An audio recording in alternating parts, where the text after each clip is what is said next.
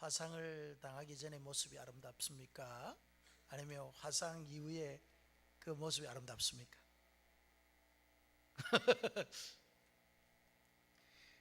외형적인 아름다움은 다치기 전이지만은 감사를 회복했을 때 나타나는 내면의 아름다움이 있죠, 그죠? 그죠? 예? 그게 진짜 아름다움이라니까요. 그게 매력이에요, 매력. 자신이 진짜 행복하다라고 하잖아요. 그죠? 이전에는 그 행복을 몰랐는데 그 아픔을 겪고 난 이후에 하나님 감사를 회복했을 때 행복하다 이렇게. 저는 성경을 읽을 때마다 가끔 당황스럽고 이해가 되지 않는 말씀이 있어요. 예를 들면 고난 당하는 것이 내게 유익이라는 거예요. 어찌 고난 가운데 있는데 그것이 나에게 유익이 될 수 있습니까? 지금 고난의 풀물 속에서 힘겨운 시간을 보내고 있는데 그 사람에게 감사하세요, 고난이 유익입니다, 이렇게 말할 때 그게 진정한 위로가 되겠습니까? 지선양처럼 어머니 화상으로 지금 얼룩져 있는데 감사해라, 고난이 유익이 될 거야, 이렇게 말한다면 그게 정말 위로가 되겠습니까? 그런데 하나님께서 이런 상황 가운데 우리에게 하시는 말씀이, 하나님께서 하시는 말씀이 감사하라는 거예요. 그것도 다정다감한 위로의 말씀이 아닌 명령으로 말씀하는 거예요. 아무리 하나님이라도 너무한 거 아닙니까? 내가 지금 죽게 됐는데 하나님, 내 입장 한번 대보세요. 어떻게 감사할 수 있겠어요? 그런데 하나님께서는 감사하라는 거예요. 그것도 명령으로. 왜 이럴까 하나님은? 오늘 본문에 등장하는 히브리인들도 고난 중에 있었습니다. 70년 이방의 객이 되어 억압과 서름의 시절을 보내고 고향 예루살렘으로 돌아왔습니다. 얼마나 기뻤습니까? 우리가 8.15 해방을 맞이했을 때 기뻐했듯이 그들은 너무너무 기뻐. 그래서 시편 126편 1절 2절에 그들이 기쁨을 소개하고 있습니다. 여호와께서 시온의 포로를 돌리실 때 우리는 꿈꾸는 것 같았도다. 우리의 입에는 웃음이, 우리의 혀에는 찬양이 찼었도다. 얼마나 기뻤으면, 고향 땅으로 돌아오는 그 기쁨이 얼마나 컸으면 얼굴에는 웃음이, 입에는 막 찬송이 가득 찼다. 꿈꾸는 것처럼 보였다, 이렇게 말하고 있는. 그런데 이들이 고향 땅으로 돌아왔을 때 그 기쁨은 폐허가 되어버린 이 고향 땅의 처참한 현실 앞에 슬픔의 눈물로 또 변하는 거예요. 먹을 것이 없고 입을 것도 없고 잠잘 것도 변변치 않는 것입니다. 지금 이 현실 앞에 내가 무엇을 해야 될지 답이 없는 거예요. 얼마나 낙심스럽겠습니까? 고국에 돌아올 때는 희망으로 마음이 부풀어 있었습니다. 그런데 현실은 그렇지 않았던 거죠. 낙심하여 두 어깨를 늘어뜨리고 있을 때에 하나님께서는 오늘 시편 기자를 통해서 오늘 본문 1절에 뭐라고 말해요? 여호와께 감사하라. 여기서 감사하라는 단어는 명령형으로 사용되어지고 있습니다. 여러분, 이것이 가능합니까? 폐허 속에서 감사하라는 거예요. 먹을 것이 없는데 감사하라는 거예요. 입을 것이 없고 잠잘 것이 없는 그런 척박한 상황, 무너진 모든 폐허 더미 위에서 감사하라는 거예요. 그것도 감사해 줄래? 아니에요. 감사해야 돼. 그렇다면 하나님께서 이 폐허 속에서의 찬양과 이 절망 속에서 감사를 명령하신 이유가 뭐냐는 거예요. 왜 하나님께서 하필이면 그 폐허 가운데에 아무것도 없는 척박한 고향 땅에서 제일 먼저 감사하라고 이렇게 말씀하시냐 이 말이에요. 데살로니가전서 5장 18절 말씀에 보면 범사에 감사라, 이는 그리스도 예수 안에서 너희를 향하신 하나님의 뜻입니다. 여기에서 뜻이라는 말은요, 단어는 의지라는 말이에요. 하나님의 의지. 그러니까 우리가 모든 일에 감사해야 될 것은, 이것은 하나님의 의지라는 거예요. 이것은 위로의 차원의 말씀이 아니라는 거예요. 너희들이 고향 땅에 돌아왔으니까 이제 감사 한번 해. 앞으로 차근차근 복구하면 되지 않느냐, 이런 말씀이 아니라니까. 위로의 말씀이 아니에요. 하나님의 의지라는 거예요. 감사해라 명령해놓고 이것은 내 의지야. 내가 반드시 너희 입술에 나를 찬양하는 노래를 부르게 할 것이고 감사의 고백을 할 수 있도록 내가 너희들을 이끌어 갈 것이라는 하나님의 의지가 감사하라는 그 명령에 담겨져 있다는 거죠.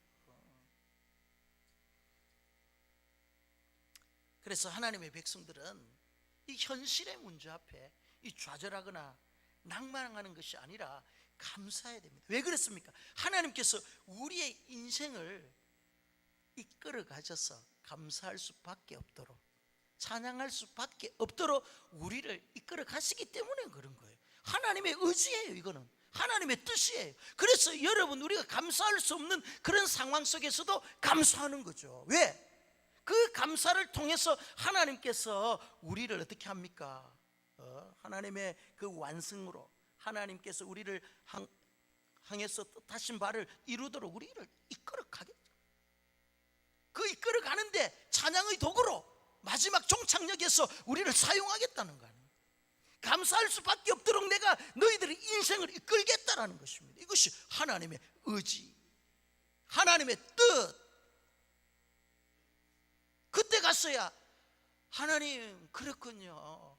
나의 인생에 그렇게 아픔과 고통과 역경이 있었던 것은 다 이때를 위함이군요 하고 하나님 앞에 찬송하고 감사할 수밖에 없도록 하나님께서 만들어 주시겠다.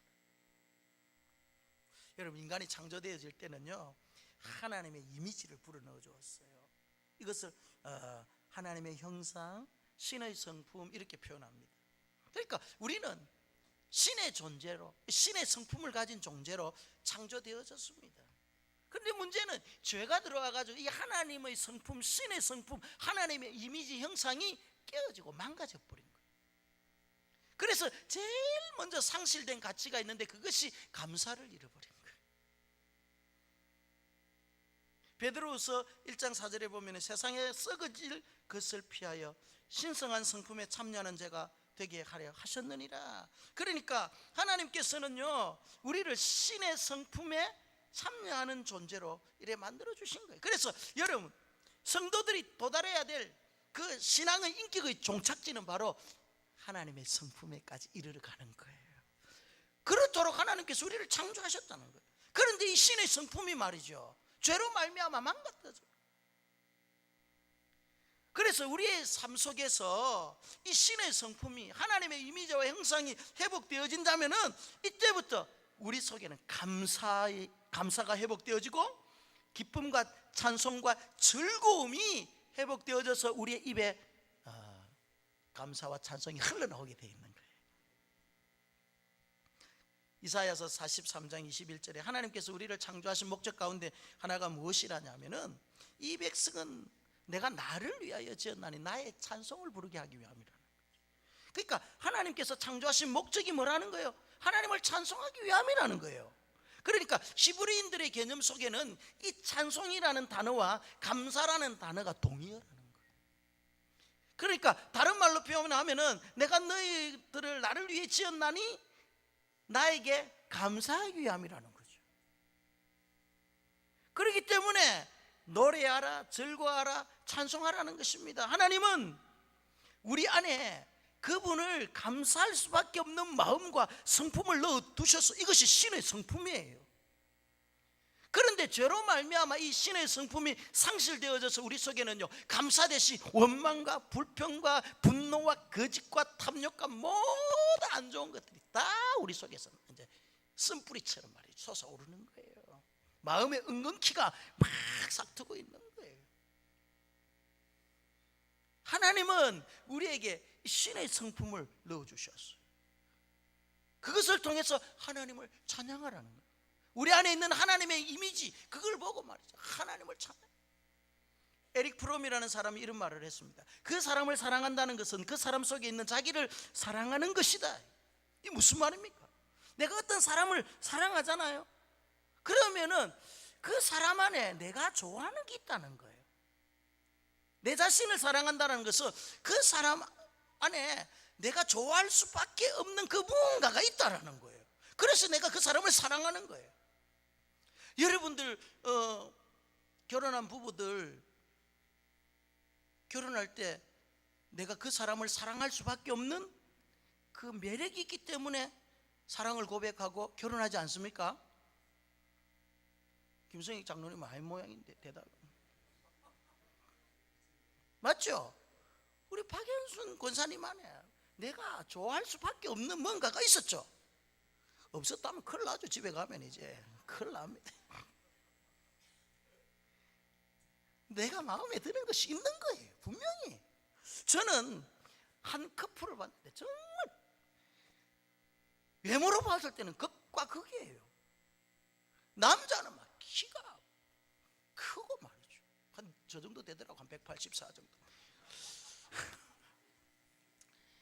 키가 크고 얼굴이 너무나 멋져 잘생겼다. 장동건 아시죠? 장동건. 장로님 장동건 아시죠?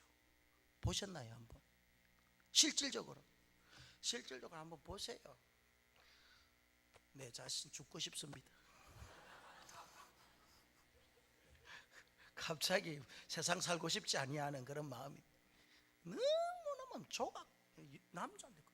남자가 키가 크고 그렇게 장동건처럼 멋지게 잘생긴 거예요. 그런데 그 함께 사는 그 아내는요, 키가 너무 작은, 키 작은 것만 뭐 하면은 아담에서 같이 사는데 이게 얄기라 몸이 땡띵한 거예요. 키 작고 여러분 땅땅한 여자 한번 생각해 보세요. 그것만이 얼굴은 임진왜란을 겪었는지 다 망가져가 있는 거예요. 그런데 말이죠, 이 남자가 이 아내를 너무 사랑, 애정 표현을 둘이 하는데 막 저가 옆에서 막 닭살이 돋을 정도로 말이죠. 그 정도로 그 아내를 사랑하고 남편을 막 사랑하고 이해가 안 됐습니다. 세상에 이런 일이라는 방송 프로에 한번 나올만 하더라고 보니까. 그런데 이 커플은 우리가 볼 수 없는 뭔가를 서로가 보고 있는 거예요. 외모가 아닌 내면에 뭔가가 있는 거예요. 그렇기 때문에 키가 안 보이고 몸매가 안 보이고 얼굴이 안 보이는 거예요. 그 내면의 그 아름다움, 내 안에 있는 그 아름다움이 그 여인에게 계속 보이기 때문에 그렇게 목에 살더라니까요. 보이지 아니하는 그 아름다움이 매력 아니에요. 매력. 오래전에 이런 노래가 유행한 적이 있었습니다. 우리 어르신들은 잘 알 거예요. 노란 샤스 입은, 예? 노란 샤스 입은 말 없는 그 사람이 어쩐지 마음에 들어. 어쩐지 나는 좋아. 노란 샤스 입은 말 없는 그 사람이, 계속하면은 시험이 될 것 같아요. 그런데 그 노란 샤스 입은 사람이 내가 좋은 거예요. 마음에 드는 거예요. 미남은 아니에요. 그런데 생김 씩씩한 생김이 그거 좋다는 거예요. 그러니까 이 여자가 지금 그 사람을 볼 때 좋아하는 게 있다는 거잖아요. 첫째, 무슨 색을 좋아합니까? 이 여자가 노란색을 좋아하는 거예요. 그래서 노란색 셔츠를 입은 그 사람이 끌리는 거예요. 내가 좋아하는 뭔가 그 여인에게 있기 때문에. 그리고 또 그 남자의 무엇이 마음에 드는 거예요? 말 많은 것이 마음에 드는 게 아니고 말 없는 그 묵뚝뚝함이 이 여자에게는 마음에 드는 거예요. 그 다음에 세 번째는 뭡니까? 꽃미남은 아니지만은 씩씩한 생김새가 마음에 드는 거예요. 그러니까 이 여인에게는요, 자기가 좋아하는 그 모습이 그 남자에게 지금 있는 거예요. 그래서 그것이 자기를 사랑하는 거예요. 제가 여러분에게 무엇을 말씀드리냐 하면은, 하나님께서 우리를 창조하실 때 우리 속에 자기의 이미지, 신의 성품을 이렇게 빚고 설계하면서 만드셨단 말이에요. 그렇다면은 우리 안에 누구를 좋아하는 마음이 있어야 된다는 거예요. 예, 하나님을 좋아하는 그 마음이 있어야 되는 거예요. 하나님께 감사하고 그분을 높이고 절구하는 그런 마음이 우리 안에 있어야 된다는 거예요. 비록 그런 마음이 죄로 말미암아 다 무너지고 망가졌지만은 중요한 것은 우리 주 예수 그리스도께서 깨어진 그 하나님의 이미지 신의 성품을 십자가 위에서 다 회복해 주셨다는 사실입니다. 그래서 우리는 이제 하나님을 마음껏 찬양할 수 있고 마음껏 감사할 수 있도록 빚어진 존재가 된 것입니다. 여러분, 우리의 영적 지수를 감지할 수 있는 중요한 가치가 있습니다. 그것이 뭔지 압니까? 내가 얼마만큼 신의 성품까지 이르렀는지, 내가 얼마만큼 신앙의 성숙이 이제 올라갔는지 그것을 알 수 있는 그 지수가 있는데, 그것이 바로 감사의 지수예요. 감사의 지수. 내가 얼마만큼 하나님을 감사하고 찬양하고 노래하느냐, 이것을 보면 그 사람의 그 신앙의 인격 정도, 그분의 신의 성품의 자라남, 이것을 알 수 있다. 하나님은 벼 더미 위에서 낙심에 빠져있는 히브리 백성들에게 감사하기를 원한다라고 권유하고 부탁하지 않았습니다. 감사라고 명령하신 것은 하나님의 전능하심, 신실하신 성품을 걸고 너희를 반드시 내가 설계한 목적지대로 이끌어갈 것이다, 이것이 그리스도 안에서 너희를 향한 나의 의지다, 나의 계획이다, 나의 뜻이다, 강한 자신의 의지를 지금 천명하고 있는 거예요. 그러면은 이 하나님의 그 확고한 의지는 어디에 근거를 두고 있느냐 말이죠. 어디에 기반을 두고 하나님께서 이런 말씀을 하시냐. 히브리인들에게는 두 가지 닉네임, 별명이 있었습니다. 첫째는 언약 백성, 또 하나는 토라의 백성이라. 그러면 언약과 이 토라 안에는 무엇이 들어있느냐는 거예요. 언약과 토라 책 안에는 하나님께서 지금까지 행하신 모든 일들과 구원의 역사가 고스란히 그 토라 안에 담겨져 있는 거예요. 말씀 안에 다 들어있다라는 거예요. 오늘 본문 1절에 보면 그의 이름을 불러 아뢰며 하고 이렇게 말씀하시는데, 이름을 불러 아뢰다라는 이 말은 히브리어로 카라라는 뜻이에요. 이 카라라는 단어는 백성들을 소집해서 토라를 읽어준다라는 그런 의미가 있는 거예요. 그러니까 지금 희망을 잃은 이스라엘 백성들에게 감사와 찬송이 회복되는 삶을 살게 하기 위해서는 이 토라를 통해서 하나님의 말씀을 읽어줌으로 말미암아 역사의 현장에서 일하시는 하나님의 존재와 그분의 약속과 언약들을 들려줘야 하는 거예요. 그러니까 언약의 책 안에, 토라 안에 감추어져 있는 그 하나님의 존재를 부각시키고 드러내고 하나님의 일하심을 그들에게 이제 들려줘야만이 우리 안에 있는 감사가 이제 살아난다라는 것입니다. 그래서 감사의 회복을 위한 첫 번째 단계가 뭐라는 거예요? 토라에 기록된 하나님의 존재를 알리고 들려주고 깨닫게 하는 거라는 거예요. 그리고 난 후에 1절에 그가 하는 일을 만민 중에 알게 할지어다. 토라 안에 감추어져 있던 그 하나님의 그 일들을 말이죠, 이제 만민에게 알리는 거예요. 너희들로 하여금 내가 어떻게 구원하였느냐, 어떻게 너희들을 광야에서 보호하고 지금까지 먹이고 살리고 입히고 너희들을 인도했느냐, 그것을 천하 만민들에게 떠들게 하고 선포하게 할 것이다. 이것이 하나님의 의지라니까. 이러한 확고한 하나님의 의지가 있다면은 이제 하나님께서 그의 백성을 어떤 자리에까지 올려가겠습니까?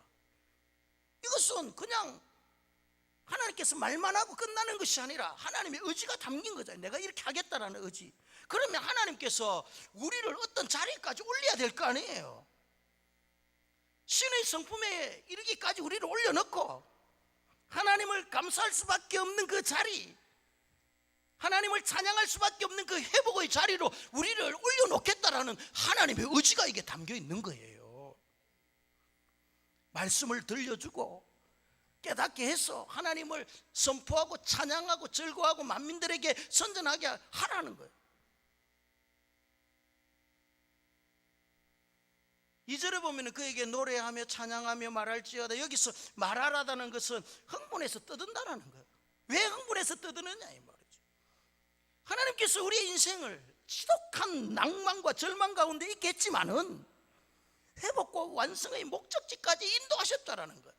우리 이지선 자매를 보십시오. 절망 가운데 낭만 가운데 그가 눈물로 세월을 보냈을 것입니다. 그런데 하나님께서는요, 그를 어떻게 합니까? 그 모든 과정을 통해서 하나님을 찬양하고 감사하는 그 과정까지 하나님께서 완성시켜 나가잖아요.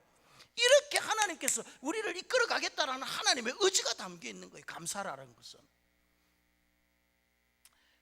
그러면서 5절과 6절에 그의 종 아브라함의 후손 곧 택하신 야곱의 자손 너희는 그가 행하신 기적과 그의 이적과 그의 입의 판단을 기억할지어다. 여기서 보십시오.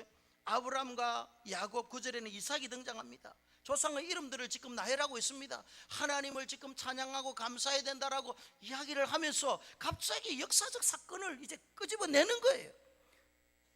역사 속에 있었던 그들의 조상들 아브라함과 야곱과 이삭을 그들이 언급하고 있는 것입니다. 지금 왜 그럴까요? 왜 그럴까요? 여러분, 이스라엘에 가면은 유대인의 학살을 기념하는 야드바셈이라는 그 박물관이 있어요. 이 박물관에 가면은 이런 글귀가 있어요.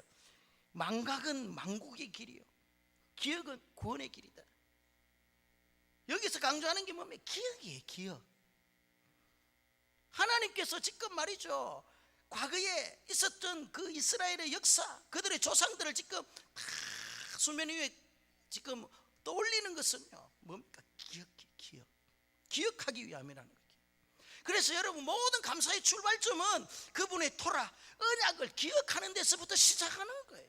하나님의 말씀을 이제 기억하는 데서부터, 하나님께서 행하신 그 구원의 놀라운 역사를 기억하는 데서부터 우리의 감사가 시작되어져야 되는 거예요.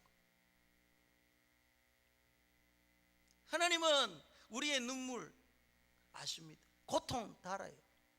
고난도 아십니다. 부르짖음에 귀를 기울이십니다. 그런데 이것 때문에 하나님께서 행동하시는 분이 아니에요.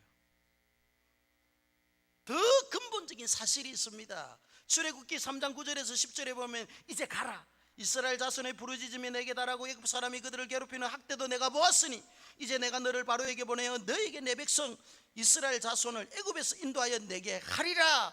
겉으로 보기에는 지금 이스라엘 자손의 부르짖음이 하나님 앞에 상달된 것 같고 애굽 사람들의 학대를 하나님께서 보신 것 같아요. 그래서 하나님께서 모세를 보내가지고 이스라엘을 출애굽시킨 것 같아요. 그런데 이것이 근본적인 사실이 아니라는 거예요.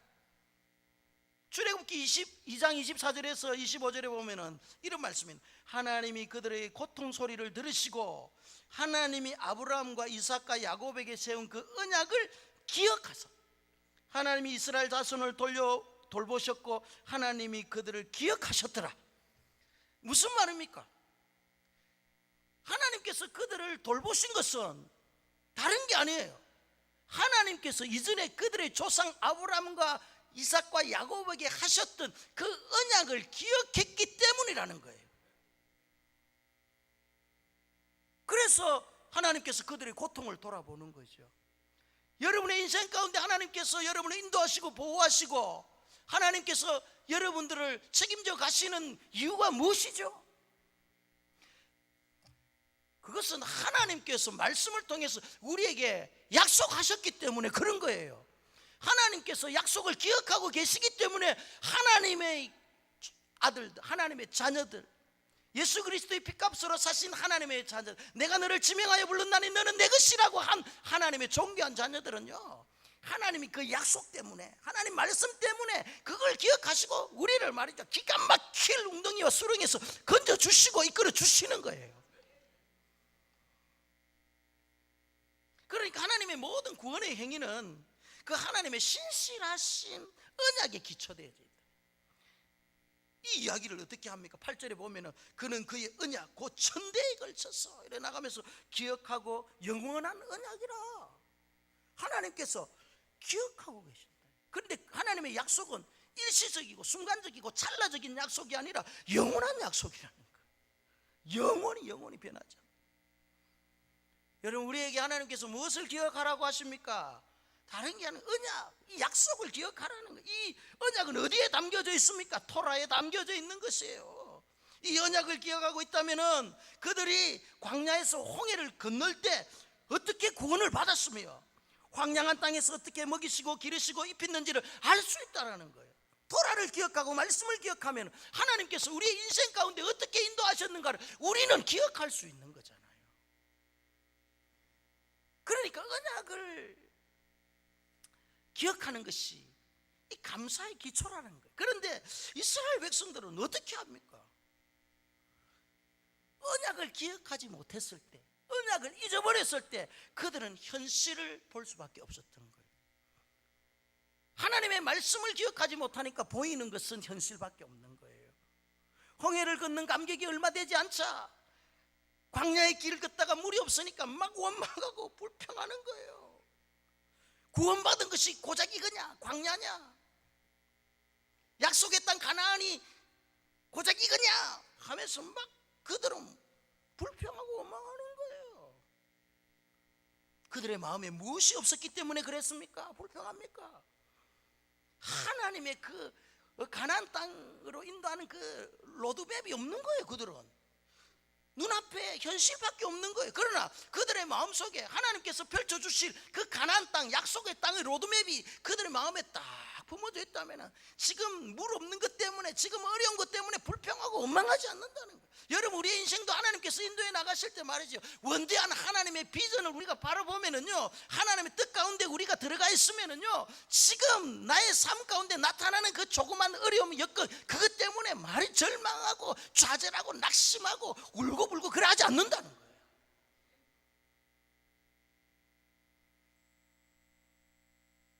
약속의 땅에 대한 큰 그림이 없으니까 이 광야의 현실, 광야의 벌판이 너무너무 무섭고 괴롭고 힘든 거예요. 그러니까 자연적으로 애굽을 추억할 수밖에 없는 거예요. 과거의 삶을 자꾸 동경하는 것입니다. 몸은 고달파도 우리는 애굽에 있을 때가 좋았다는 거예요. 애굽에 고기 까마가 있을 때 우리는 고기도 먹었다는 거예요. 거기서 오이도 먹고 말이죠, 참외도 먹고 마늘과 생선과 부추 우리 다 먹었다는 거예요. 그런데 지금 우리의 모습이 뭐냐? 광야에서 매일매일 먹는 거라고는 아침에 가가지고 주워 먹는 그 만나밖에 없지 않느냐. 맨날 만나 볶고 만남 부침, 만남찜, 그 다음 뭐고 망나 뭐. 약속에 대한 그림이 없기 때문에 현실의 장벽 앞에 과거를 추억할 수밖에 없는 거예요. 시편 기자는요, 11절과 12절에 내가 가나안 땅을 너에게 주어 너에게 할당된 소유가 되게 하리라 하셨도다. 그때 그들의 사람 수가 적어 그 땅의 나그네가 되었고, 지금 무엇을 말하냐면은 지금 과거의 역사를 계속 이야기하면서 하나님께서 그들을 향한 그 원대한 경영들, 그들을 이끌어 가시는 하나님의 계획들을 지금 계속 말하고 있는 거예요. 그들의 조상들을 하나님께 처음 가나안 땅에 불렀을 때는 아브라함과 그의 후손들, 그리고 야곱의 자식들은요, 별 볼 일 없는 사람들이었어요.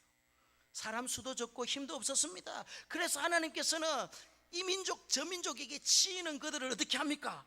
가나안 땅으로, 애굽 땅으로 피신을 시킨 거예요. 마치 어린아이를 어머니의 자궁 안에 안전하게 보호하듯이 하나님께서 그 힘없고 능력 없는 그 아브라함의 후손 야곱의 자손들을 그냥 애굽 땅에 잘 피신시켜. 어떠한 일을 통해서 그렇게 했다는, 그 땅에 기근을 들게 함으로. 기근을 들게 하니까 이 사람들이 애굽에 피할 수밖에 없는 거예요. 애굽 땅으로 갔을 거예요. 누구를 통해서? 17절에 보면 그가 한 사람을 앞서 보내셨으며 요셉이 종으로 팔렸도다. 누구를 통해서? 19절에 여호와의 말씀이 응할 때까지 그 말씀이 그를 단련하였도다. 그러니까 요셉을 통해서 하나님께서 말이죠, 그 원대한 구원의 역사를 이끌어가고 있는 거예요. 요셉의 이야기가 지금 이제 그때부터 등장하잖아요. 요셉은 하나님의 기가 막힌 원대한 경영 속에 있었던 사람이에요. 그런데 요셉의 입장에서는 참 기구한 인생을 사는 거예요. 기가 막힌 인생을 삽니다. 고난과 환란이 그의 인생의 연속이었습니다. 그런데 신기하게도 고난과 환란의 풀무 속으로 들어갈 때마다 찬송의 구름구처럼 따라다니는 문장이 하나 있는데, 그것이 뭐냐면 하나님이 그와 함께함으로 그가 형통한 자가 되었더라. 무슨 형통이, 이런 형통이 있어요. 종으로 팔려가고 말이죠, 감옥에 갇히는 형통이 형통입니까 여러분? 무슨 형통이, 이런 형통이 있어요. 그런데 하나님이 그것이 형통이라는 거예요. 고전적 개념의 형통이라면은 안 팔려가야 되고 감옥에 안 가야 돼. 그런데 하나님의 생각은 우리의 생각과 다른 거예요. 요셉도 처음에는 모든 상황이 이해되거나 설득되지 않았을 것입니다. 어쩌다가 꿈 한 번 해석 잘해가지고 총리 자리까지 올라갔습니다. 이때까지도 하나님의 큰 로드맵이 안 보인 거예요. 하나님께서 왜 자기를 이곳까지 보내주셨는지 큰 그림을 볼 수 못해요. 그런데 언제 요셉이 하나님의 큰 그림을 보게 되었느냐, 온 천지의 기근이 찾아오고 말이죠. 형들이 고향 땅에서 양식을 구하려고 자기 발 앞에 엎드리는 순간 그들의 모습을 보고, 그렇구나, 이 모든 일 하나님께서 하신 일이구나, 환난의 때, 기근의 때를 위하여 나를 먼저 이곳에 보냈구나, 그가 겪었던 환난과 고난과 역경과 아픔이 이때를 위함이었구나.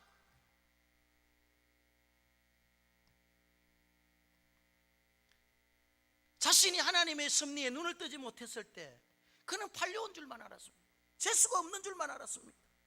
자신의 운명이 왜 이리 기구할까 한탄했을 것입니다. 그런데 역사를 이끄시는 그 하나님의 큰 경영을 깨닫는 순간, 아, 내가 앞서 보냄을 받은 자였구나.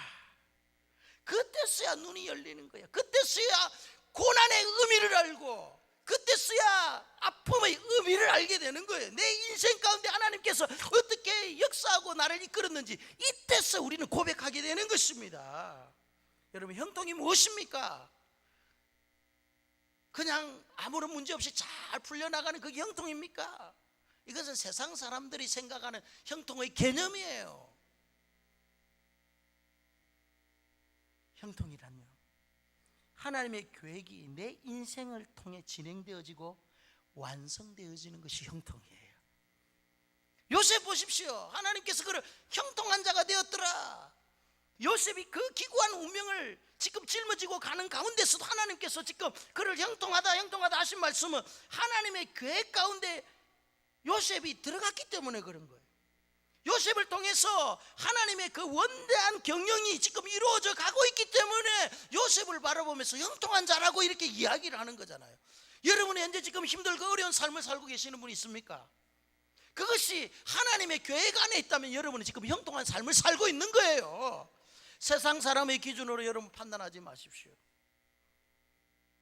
내가 하나님의 계획 안에 있느냐는 거예요.